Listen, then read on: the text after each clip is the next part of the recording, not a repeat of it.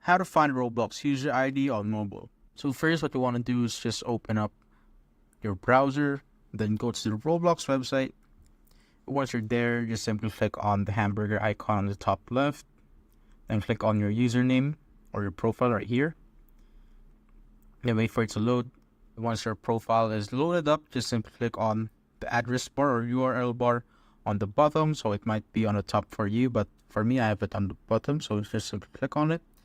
Then go to the URL right here. Just scroll through it till you see these groups of numbers right here on the slash, on the between the slashes right here.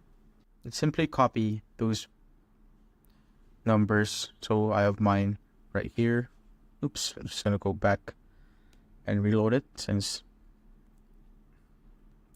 So right here, simply select these numbers, then copy it, and now you could paste it to wherever you want. You could also save it to your notes if you want, so that you could access it whenever you want. And that's how you basically find your Roblox user ID on mobile.